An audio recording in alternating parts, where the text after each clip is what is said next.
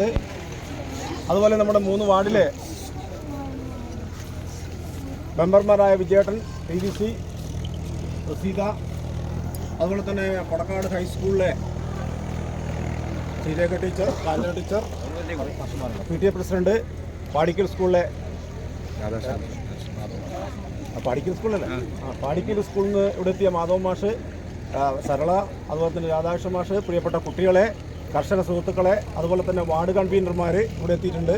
പാടശേഖരത്തിൻ്റെ ക്ലസ്റ്ററിൻ്റെ നേതൃത്വം കൊടുക്കുന്നവരുണ്ട്, പാടശേഖരത്തിൻ്റെ കൺവീനർമാർ, അതുപോലെ തന്നെ പ്രസിഡന്റ്, കൺവീനർ ശ്രീകുമാർ, പ്രസിഡന്റ് നമ്മുടെ കരുണാരേട്ടൻ, അതുപോലെ കൊടക്കാട് ബാങ്കിൻ്റെ പ്രസിഡന്റ് ചന്ദൻ, അതുപോലെ തന്നെ സെക്രട്ടറി പ്രഭാരൻ, അതുപോലെ തന്നെ അതിൻ്റെ ഡയറക്ടർമാർ, എല്ലാ വിഭാഗത്തിൽപ്പെട്ടവരോട് എത്തിച്ചേർന്ന മുഴുവൻ ആൾക്കാരെയും, കൃഷി അസിസ്റ്റന്റ് ഓഫീസർ മധു സാർ, അതുപോലെ എല്ലാവരെയും പേരെടുത്ത് പറയുന്നില്ല, മുഴുവൻ ആൾക്കാരെയും, അതുപോലെ തന്നെ കാർഷിക ക്ലബിൻ്റെ, നമ്മളെ ബാങ്കിൻ്റെ നേതൃത്വത്തിലുള്ള കാർഷിക ക്ലബിൻ്റെ ബാലകൃഷ്ണനാഥൻ അടക്കമുള്ള എല്ലാവരും എത്തിയിട്ടുണ്ട്.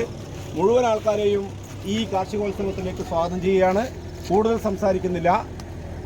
ഈ ചടങ്ങ് നിയന്ത്രിക്കുന്നതിന് വേണ്ടിയിട്ട് പാടശേഖരത്തിൻ്റെ പ്രസിഡന്റ് കരുണാരേട്ടനോട് അഭ്യർത്ഥിക്കുന്നു.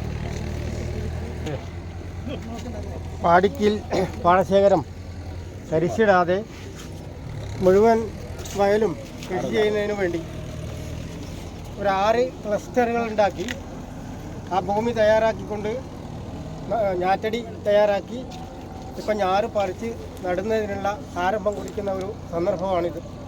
അതിനുവേണ്ടിയാണ് നമ്മൾ എല്ലാ വിഭാഗങ്ങളും സംഘടിപ്പിക്കുന്നത്. പിലിക്കോട് പഞ്ചായത്തിൽ 6-ാം വാർഡിൽ പാടിക്കൽ പാടശേഖരം. പാടിക്കൽ പാടശേഖരം എന്ന് പറയുന്നത് നമ്മളൊക്കെ നിവസിക്കുന്ന നമ്മളെയൊക്കെ വിദ്യാഭ്യാസ സ്ഥാപനം, അതുപോലെ ഗ്രന്ഥാലയം, ഈ ഇരുകരകളിലെയും സമതല പ്രദേശമായ ഈ താഴ്ന്ന പ്രദേശമാണ് ഈ പാടിക്കൽ പാടശേഖരം എന്ന് പറയുന്ന ഈ സ്ഥലം.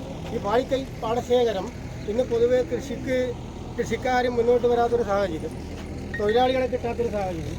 ഇപ്പോൾ ഈ സാഹചര്യങ്ങളൊക്കെ പരിഹരിച്ചുകൊണ്ട് എങ്ങനെ ഈ കൃഷി മുന്നോട്ട് കൊണ്ടുപോകാം, ആ മുന്നോട്ട് കൊണ്ടുപോകലിന് വേണ്ടി നമ്മളെ എല്ലാ ആൾക്കാരും, നമ്മൾ കൃഷിക്കാർ, വിദ്യാഭ്യാസ സ്ഥാപനത്തിൽ, ബാങ്ക് സ്ഥാപനത്തിലെ എല്ലാ ആൾക്കാരും സംയോജിപ്പിച്ചുകൊണ്ട് ഈ കൃഷി നമുക്ക് തുടർച്ചയായിട്ട് മുന്നോട്ട് കൊണ്ടുപോകണം എന്നുള്ള ലക്ഷ്യത്തോടു കൂടിയാണ് നമ്മൾ ഇപ്പോൾ തയ്യാറായിരിക്കുന്നത്.